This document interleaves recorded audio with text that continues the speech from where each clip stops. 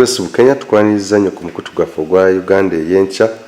obadde oludde okujja abantu okubawaayo obubaka soko walamuse ku Uganda ey'enkya tugende mu maaso ssemu. Bannaffe mwenna abatwala ku mukutu gwaffe Uganda ey'enkya batumidde era mbebazizza nnyo gyonna gye mutuusizaako emirimu abafiiriddwako abantu baabwe ate era n'embeebaza okusobola okwekuuma okuyita mu kiseera kino ekya COVID-19 abafiiriddwako abantu bamusaasiranye famire ya Ivan Kakoza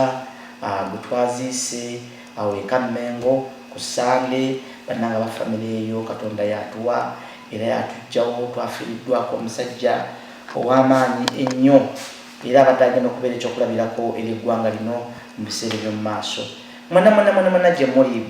gye banzaala Erubaga, Mutundwe, Nateete bannange mwenna abali US, Stockholm, abali Durban, yonna Dubai, Turkey ne Turkey mwenna abandaba ku mukutu guno batumidde nnyo UK mukulu wange Igatex William mwenna mbalaba mubeerako ku mukutu batumidde nnyo. Mukulu Grace Bukenya tulina ensonga zetwalabye ku mukutu ogumu wa blog wa blog omu page yes blog omu nga tutegeeza nga number 1 boli state spy oba omuntu akettera government ekintu ekyokubiri nga ategga omu akola ebikolwa ebisingayo okuba ebiva ennyo okubeera nga gwe yali mulukwe oba emabega w'okutta omugenzi afande Muhammad Kirumira mukama mumuze mirembe nti era mukuwa obutwa okwatya dda Nambeebu ne Mejja Galabuzi wagenda mu maaso n'omuwa obutwa blog oyo obaka bwe yaleese ensonga lwaki tukunoonyeza nga Uganda ey'enkya otubuulire amazima omaze ebbanga kimukuwa abantu obutwa mukutta abantu n'okubegera gavumenti ssebo. Kakati ekisooka kya byonna nja kusooka ebyo byonna bimenyawo si bituufu wangi byonna bimenyawo si bituufu. Ekisooka kya byonna gavumenti eno eri mu buyinza ndi muwagizi waayo njiwagirira ddala ekyo tokyejjaako n'omutima gwange n'omubiri gwange era njagala nnyo kubanga entuusizza oba gavumenti endabizita ndituusizza era nkimanyi gavumenti eno nja nkyogera lumye tetta bantu baayo that's one. Two, omuyise bloga si bloga mwami Fred Mumbiri yonna gyondaba si bloga babloga bangi babloga aba yakola investigative journalism nga analyzinga byagenda okwogera tawaayiriza abantu tavuma naye nze mwami omadde simumanyi namuwulyako kemabega omwaka nga gumu nga omugenzi Kirumira yakafa ye ne gurupu ye bankubirako nabatutuusewo nja kunyonyola nesoko olambulula ebineno toli state spy kakati ebyo ate by the way ekyo nakyayinza okukupa omulimu gwenkola aman investigator abantu bampa emirimu gyabwe motoka ezifunye accident amataka ge bagenda ogula emisango egikonye banzibyeko ebyange kugamba investigator wa state owali private investigator omaze ebbanga ki mirimu egyo emirimu gyo kati mpezezaamu almost kati ngenda kwezi myaka abiri ng'ogikolera mu ggwanga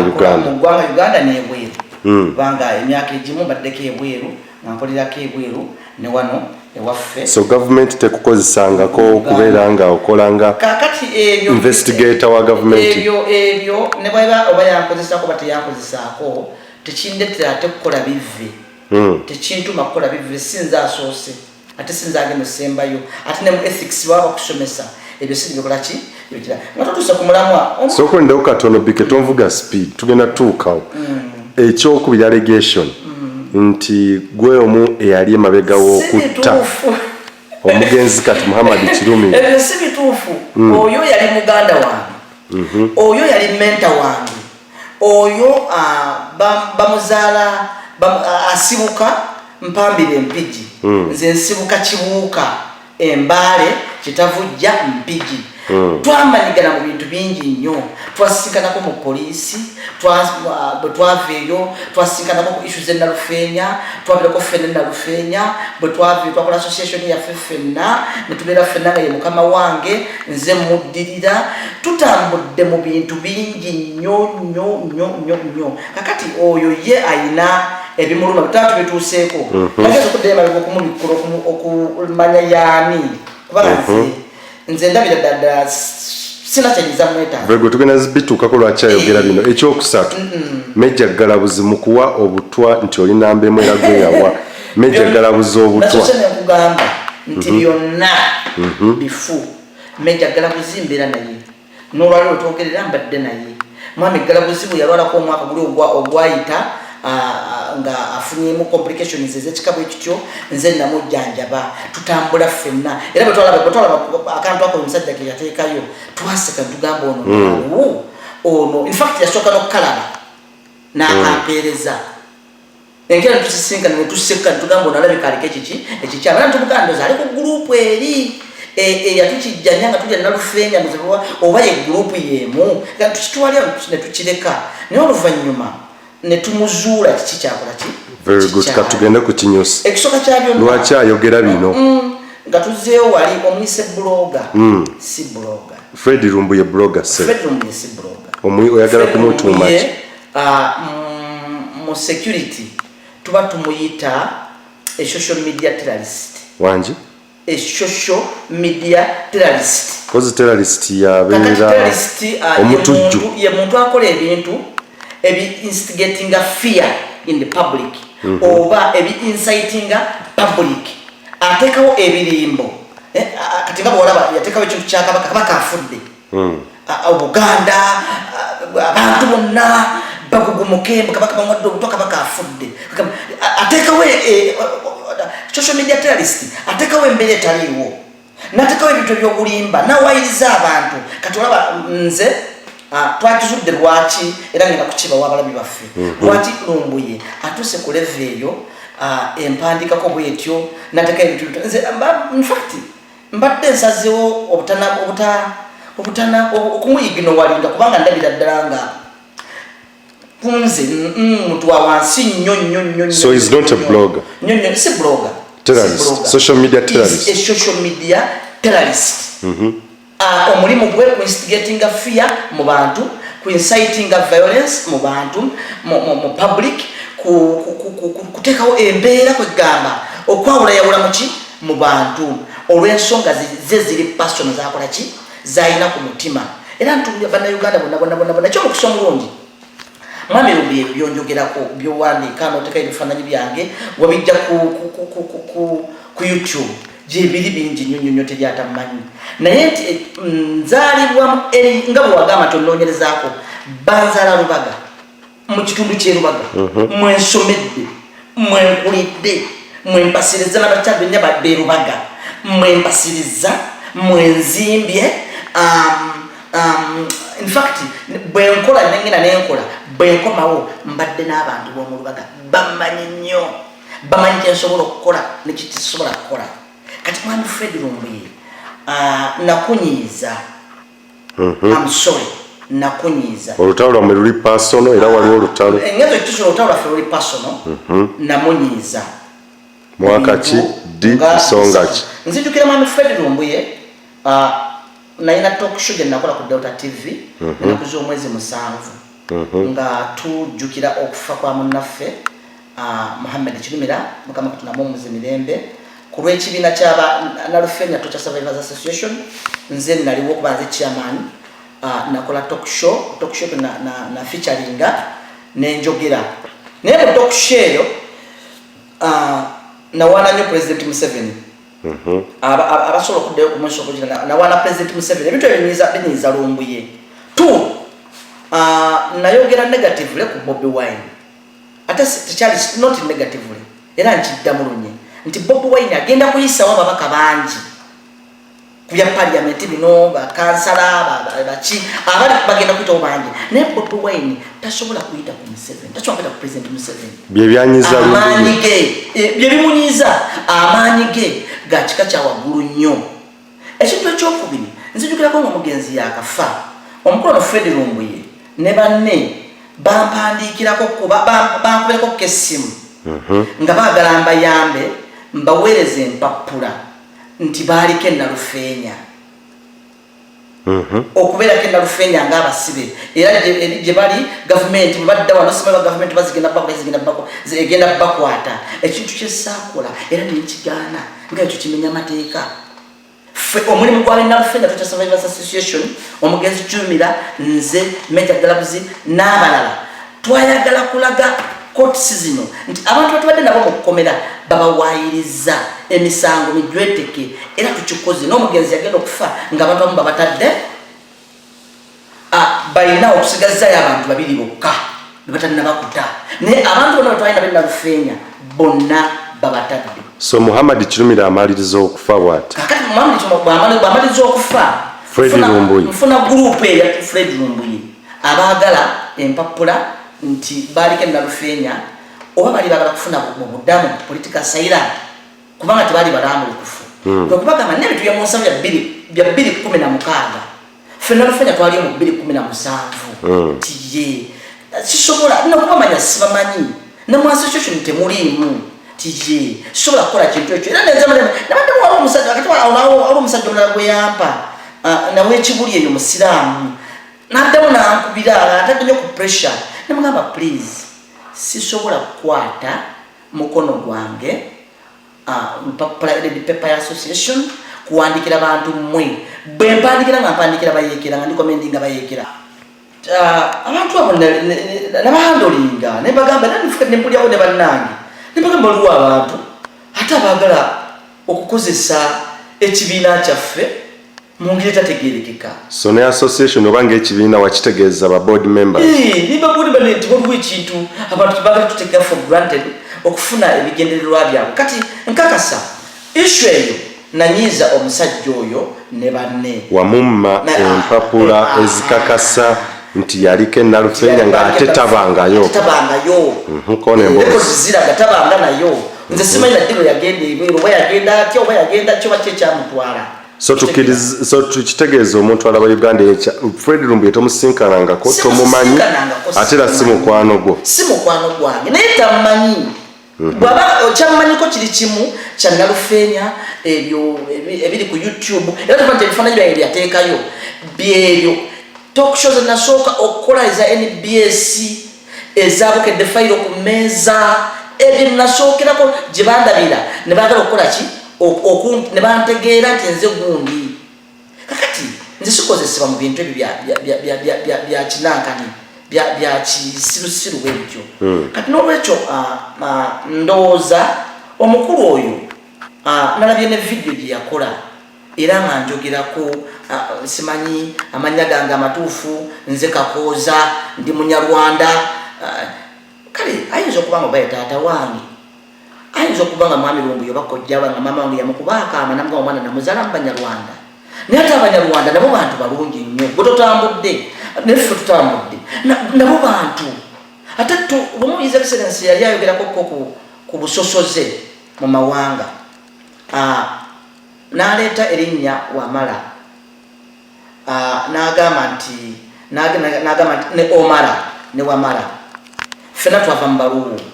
kati bw'otandika okumpita simanyi oyo Munyarwanda mumwegendereze mu binnyonnyonnyo mwami Lumbuye tomanyi nze ndi no ku ground abantu bamanyi abantu bantegera kyensobola okulya nekyesobola kulya ne bwona nsiiba otya enziro ne bwona nkola otya ekyokubiri nze ndi wa NRM bwe kinyiiza nsonyiwe that's where I belong that's who I am nze ndi wa NRM ne bwokola otya ne bwokola ki ebintu bibiri nze sisobola kujemera oba kulya mu nsirukwe government eri mu buyinza sisobola kujemera bakadde bange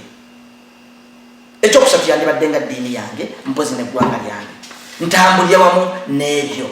kakati mwami Lumbuye bwe yawandika ebintu ebyo ne byasasamaza abamu ababeera ku social media balina obudde abamu ne bavuma ne bakola batya naye nze siina kyembirabyemu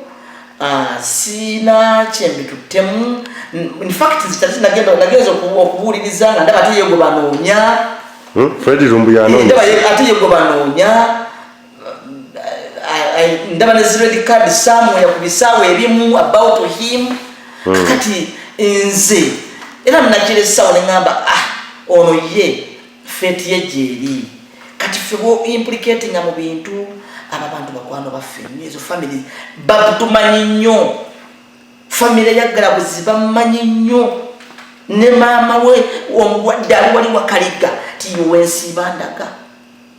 Galabuzi gwensiiba naye tosobola twawukanya ne bweyogera biki ne bweyogera ebiringa tabbu era tukusekerera tumusekerera buli tutunuli akantu ako nga katusesa. However tulina okutangaza eggwanga nina okutangaza eggwanga kubanga ndi musajja mukulu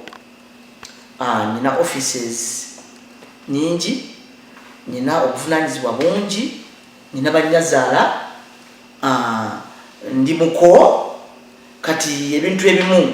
bw'oba oyise mu mikutu bwegiti tuvayo ne twogera problemu yaffe abatulaba ziri bbiri. Talkshow gye nakola ennaku z'omwezi 7 ku Delta TV abagiraba mugirabe mujja kola n'ebigambo byeyagize muli kubanga nali ntembereza omugenzi ate era nenjogera ku bulwadde bwa Major Galabuzi mweyasimbuliza n'akolako ataaka ng'asasula ebyaliwo emabega by'esasula kubayambamu. I'm very sorry and I apologize. Mwami Lumbu nsonyiwa nze ndi wa NRM ebyebiri papula mwali musabe ebyo I can't sisobola kugwa kati nange nekisuula nti kati omuntu kati mbabifulunya ku muntu nga gwe ne gurupu zo era nandibadde nga mu kaseera kano ndi mu buzibu obw'ekika ekya waggulu kakati kanfuna obuzibu naawe naye nga sibufunye na gavumenti yange nja kuba ngende waka nentuuka nengirako. Ekyokubiri Mwami Lumbu ye tomanyi nkaka tomanyira mu video yo wampise Munyarwanda ndi Munyarwanda musimanyi nerimbika mu Buganda. Ekyokubiri nti ndi musajja mu binyonyo temumusemberera era temumwabululu nze sensimbyewo siri mu nabyabufuzi sina kyendagaza byabufuzi business zange zitambula Mwami Lumbu ye zitambula era nebyo byowandiika by the way ate olumu mu ngeri endala binyongera nabo nga zitutumu kubanga nsobola okunyonyola abantu abalala nsobola okulimbulula abantu abalala kubanga simanyi naye I know nti kati sengoba era singa kibadde kituufu essaawa zino singa ndi mu makomera kuba bannayuganda njobola bakakasa olaba His Excellency yatomera butomezi embuzi naye waliwo okulaba nti addeyo n'asasulira ekyo naye okutoa omuntu obeerawo ng'otambula olina ayina osubu w'abantu nti owa bantu butwa banne bannayuganda mwenna abatulaba ekyo si bituufu. Emirimu gyenkola okusingira ddala bamanyi ndi musajja providing security services ziri genuine noonyereza ku misango noonyereza ku nkuuma amataka nkuuma ebizimbe nkuuma abantu ba VIP kwegamba nkola emirimu egiri related mu nsonga eyo. Naye ebyo Mwami byayogera ensonga ezo zembawadde waggulu osanga nze mukulaba okwange ze zimuviirako okubanga simwogerangako nali simumanyi ate ngezo kinoonyerezaako. Abalaba Fred Lumbu yatugamba nti Kabaka yafudde anoonya ekintu kyemulabeko anoonya ekintu Kabaka oba yali mulwaddewaddemu oba yali agenze ku kinga yataliiwo anoonya ekintu nakisipayisinga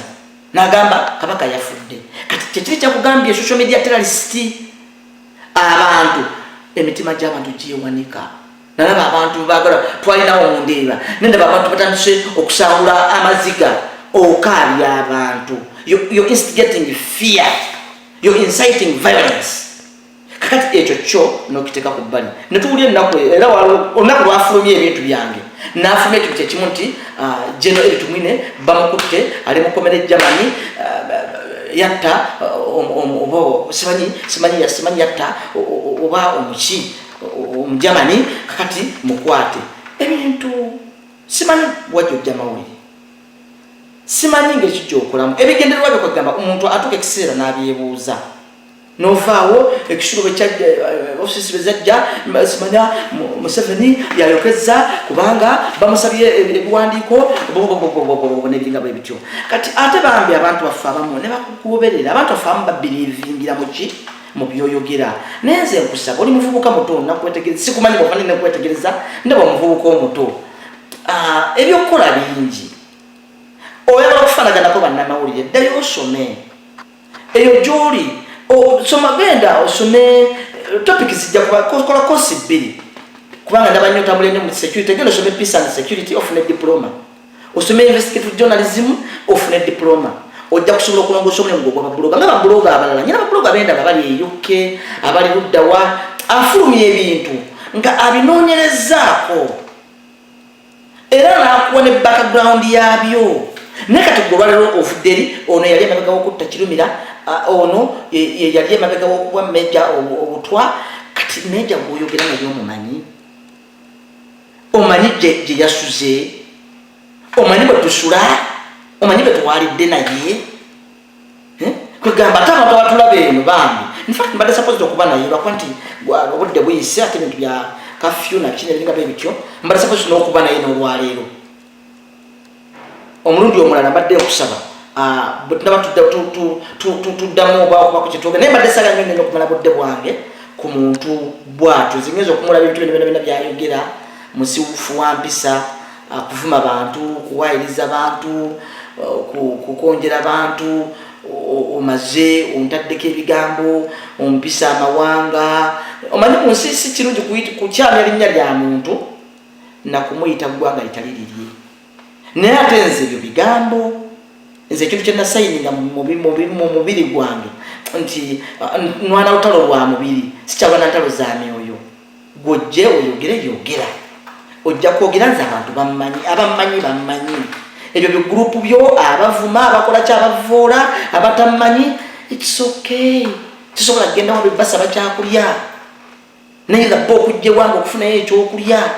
naye webali kampuni zibwe ziri ezimpa emirimu tosobola zinzijjako abantu benkolera bangi nnyo nnyo tosobola bangobako abamanyi bamanyi nnyo omukyala tasobola kunoba kubanga ebiwa byogeddeyo omukyala mmanyi era nifakbalirayo n'omukyala yabiraba n'agamba isha omugenzi yajjanga ne muntebe nomulimu yatulanga neyagalira wano maama tewandi mujiridde muguwa wano tewandi muweredde wano obutwa gundi abadde asiiba wano meja asiiba wano bwetulya bwetukolaki bwetutambula bwetukolaki akati ebintu bwe bityo obyogera tumanyi bani bweyogerako nze nkusaba ddayo okola research mbadde siina budde bungi nnyo bwe njagala kukolaki kuwa mwami oyo naye nga mu byonna mulabe ndaba nti is enemy of peace tayagala mirembe ye muntu ali awo ali mukolokota bwomulaba nga ayogera akolokota nnyo abantu bano abakadde bebatadde in fact nze simanyi owekitiibwa Bobi Wine olina abantu boolina okwesalako owekitiibwa Bobi Wine olina abantu boolina okwesalako Uganda Bobi Wine is good nze ndi wa NRM 100% naye Bobi Wine is good Museveni bw'avaawo at least omuntu ayinza okutunuulira naye abantu abakwetoolodde kati abo mpulira bagamba mbu boogezi bo be bakwogerera be bakola simanyi ku za accounts zo simanyi be baki naye oganye okuvaayo abo abantu bagenda kwonoonera embeera batadde olukongolo wakati w'abakadde abakadde bano abamu abali mu gavumenti kibi. Let us respect these elders. They have done what they're supposed to do. Bakoze omulimu gwabwe. Nze musajja mukristaayo genda osomette musewo ekyokubiri. They have fought a good fight. Abakadde bano tubayigireko buyigiza abuula baba beeri tumwine baba ani tubayigireko bo bamaluwo ebitateredde. Our time is coming soon. Nze ngezako okubuulira abavubuka ngezako okubuulira bannayuganda time yaffe egenda kutuuka ne tweteeketeeke ebalemye okugusa tujja bigusa siba lwaki kugamba togwa mu malaka kubanga mpanye Museveni gwolwaliro ogenda ngame mbu olabika gwe watta gundi gwe wakola bwoti gwe wakola bwe no nkubuulira amazima abantu bamanyi byensobola okukola babimanyi. I'm not a saint. Hey, I'm not a saint. Nensobi zensobola okukola bazimanyi ate nga tebasobola kulirainga ku information yo olw'ensonga laba byezookola mavuula Katikkiro wano mala okuvuula Katikkiro ne mumukunkumula bwe muti ne mumukunkumula muti musajja mukulu. Let us respect elders. Tuwa abantu bana abakadde ekitiibwa fatugeza kuba tuogera batuna mutuvuma akataba mugenda kunjasa midamu mvume mukole mutya naye nkyogedde tulina okuba ekitiibwa abantu abakulu. Buli muntu enayina ku myaka gy'oliko oyina bajjajjaabo oyina bataatabo oyina baani ovuma omusajja Museveni naye ayina abaana omuweebuula ayina omukazi ayina bannyazaala ayina abantu ogwe fountain of honor tosobola muvuma bwotyo tosobola kuva wano n'ogereka n'okonjera abantu by'owaayiriza basobola okuwaayiriza ate situ nze kisigwe gusoose nze bampayiriza waayiriza dda mwami Lumbu ekyo si kipya bampayiriza waayiriza dda naawe okimanyi nze natuuka nalufenya ku bulimba n'ezabbuli ya 23 byonna ebimala era kugenda kukwasa onkoze nabubi okujja okumbuuza kwoyo omwami mbadde saagala kumwogera kubanga namuiginowalinga ndabira byagira nga ndabira ddala oyo si level yange era banageze nyewala for your information nga n'ebisaawe ebimu bakumyusizza for your information kati ngamba katono nga nfagana naye kasite yawala mpadda ensosi alinyeezo ene akana kange kikata zikivunanire n'ebintu bye mpadde saa byogera kombera banga nothing tononyereza mwami Lumbu ye nonye simu yange ombuli mu video wagambye munonyerezaako nnyo nkubuulire ebinkwatako teri muntu amanye nnyo binkwatako nganze mwennyini era ojja kutambulira mu bulimba otambulire mu buki bwobitambuliramu nkubire essimu ombuuzi oyagala kino nkikubuulire ombuuzi oyagala kino ewange era lubaga bwe oyagala street njikulagirire bwe oyagala buloko njikubuulire n'ebiringa bwe bityo kakati olwekyo saagala nnyo kumala budde bwange nabantu bwe batyo ngenza omutunuulira ennyo amawulire ga bulimba gatambulizaamu era nze nkunga bannayuganda abamunyumirwa era abamulaba mumulabe naye information ezimu zaabawa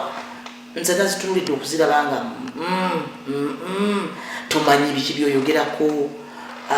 In fact n'olwaleero twawukanye ne Major Leti nnyo twatwala kujja ku sheeno ne twawukanye leti lwa kafyu emmotoka erimu ensiiba ye mwasiiba muyange kati bwe tuba tubeera fena tukulanye buli omu bwayamba munne kakati ate gwe bujja n'onteekako nti ate omuntu gw'osula naye gwobeera naye ate gwe wawadde obutwa ate ki ne ku bitanda gye bamujjanjabya tobeeranga nayo tolina nakyo omanyi kola research soka onoonyeze ku kintu okifulumye kyovutulanga nze nkugamba era nkiddamu omwami gwe muyita buloga si buloga is a social media terrorist awa amawulire against terrorism simply means acts that instigate fear in the public or that acts that incite ebintu ebiri awo nga obugumiriza abantu nobakyankalanya obwongo nobagira kati lwaki tovaayo ku bintu byakabaka notunyonyola nga bwebyagugwa naye nokabya abantu nokola otya nebiringa byebyo kale nolwekyo nsala nnyo okumalako biseera nze mu Kenya Grace nawudde gundi gyewakoze nabadde babindaga bividiyo byo mungamba ndi munyarwanda simanyi nze kahoza oba linnya ki naye ekyo nenkikulekera mama wange ayinza okuba yakuba akaama naye mama wange munange muyanfiirako katonda mumuze mirembe yanga bamungabi era taata wange naye Katonda mumuze mirembe nanjagala nnyo n'okumusikira nze namusikira musajja wangapi kakati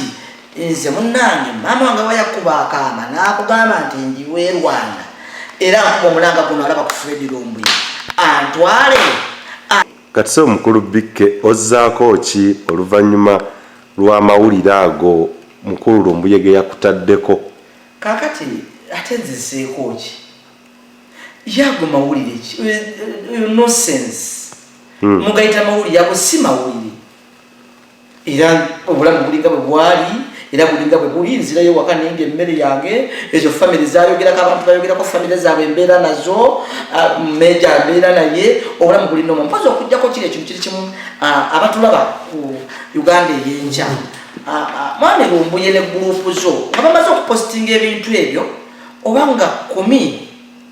nga bamaze okupostinga ebintu ebyo lunayogera nga 8 nayogera nga 7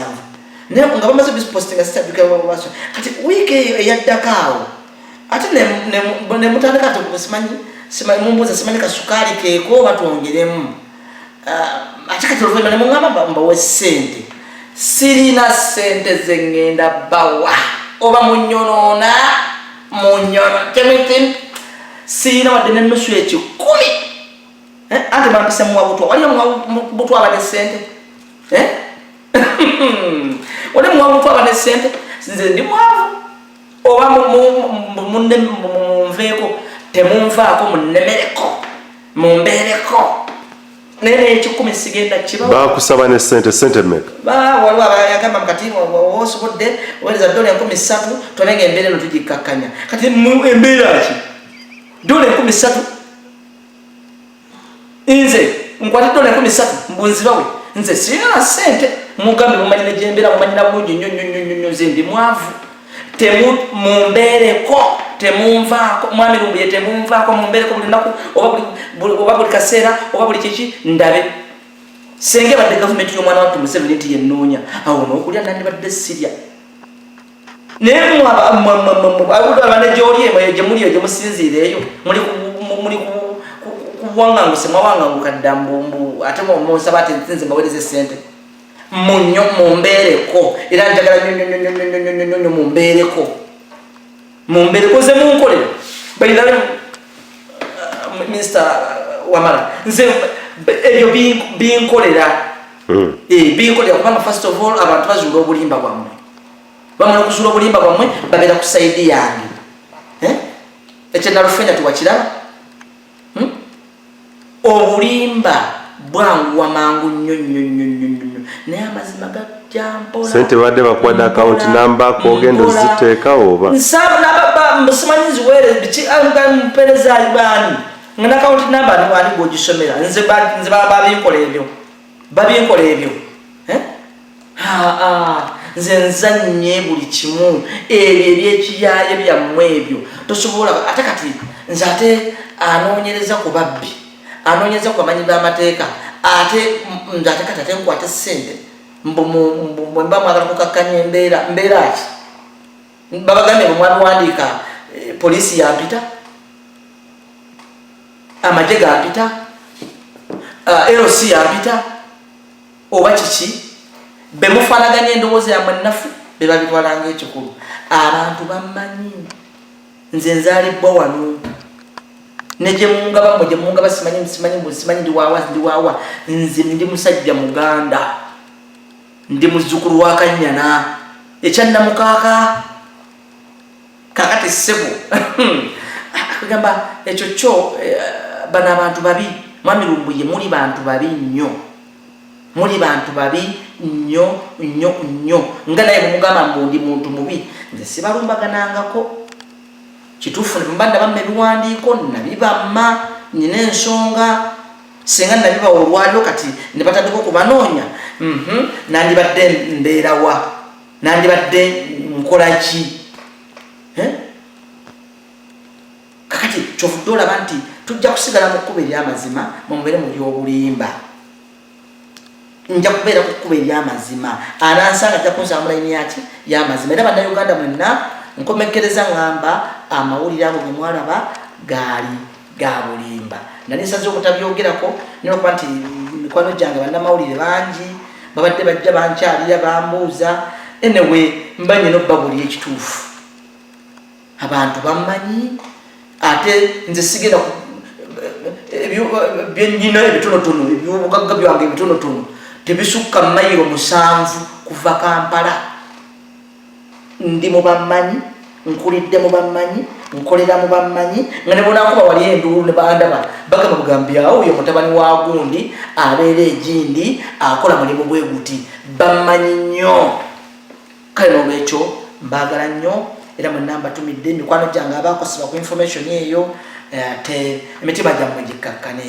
gikakkane ebyo just nothing tebalina byakukola balina empalana zaabwe ne gavumenti eri mu buyinza buli muntu awagira gavumenti eri mu buyinza bamuggulako olutalo olw'ekikabo ekityo nze ndi muwagizi wa NRM sitandise butandisi nti tugudde mugwe mu bintu nga mu abalabe mwe abali eyo mulaba biki no baganda bange bonna abalamu n'abafu be baleta gavumenti eno mu buyinza nga ndi mwana muto nkoleredde mbaddemu sina kyenjibanja niyo tegina kyemmanja kyofuna nti gwe nebwona owandiika oyo nosensi wo ali baseless abantu boyogerako mbeera nabo family ya Mulaalo nsiiba nabo ya Mulaalo ya taata wa Kirumira nsiiba nabo bamanyi kyensobola okukola nekisobola kukola bamanyi kyenali wakati wange n'omugenzi bwetwatambulanga bwetwakolanga buli kimu n'abalabe baffe ndooza n'abalabe baffe basese ne bagamba ate kati watono bamusaziza eddiro bamuziza ku ludda lwaffe kakati wanyambye n'okunnyamba Mr. Wamala neyo information enyamba wewe ne badde tambulanga n'okwejjera nzireyo ne wakanga nekengera omulabe gwe sinaba kukula ne bwazizza ate ku ludda lw'abali kakati ate era ndabira ddala kati ate ndi safe nnyo n'okusinga n'ekira nkusaba yongeramu kasukaali sina sente zengenda kubawa ne bemunazisaba mutya sinaze ndi mwavu teryagaba kutwaba na sente waffe nange njagala okulaba ewaffe njagala okulaba kubewaffe kubanga eno bintu naye alaba siki sisaanirayo naye nga ayinza okuba oba ye taata wange nga ye taata ayinza okuba oba yali kojja nga mama wange yamuwa eddaame n'amugamba omwana omutwalange bwabwe abamulabako fula ebirungu mumuŋambire ajja ntwale nange abankuziza mbawe ekkanzu n'ekita ky'omwenge nkyaliwo ne sseggwanga mbeebazi ntambule ngende gye yangabye naye nga bannayuganda batulaba abantu ab'emitima emibi bwe batyo kati omwana bw'atyo omwana muto naye bw'omutulira ennyo nga atambulira ku bantu bw'atyo abantu bava ne batandika okuyingira obulogo ne batandika okuyingira obutemu kubanga alina ogutima ogukyamu nabadde ntunula nageza okulaba n'omubaka ono wa Central Nsereko nalesimanyi nga bandaze video nga muntu akustrесsinga but by this I was not stressed nadde negezako okunoonya who is this person nti asigwa asoose n'Ensereko yamugabamu banubbi n'agamba yennyereko simanyi yennyereko kakati bamama baffe ndowooza bagenda omwami oyo bamubuulira naye ntukusaba ekintu kiri kimu jangu otutwale gye batuzaala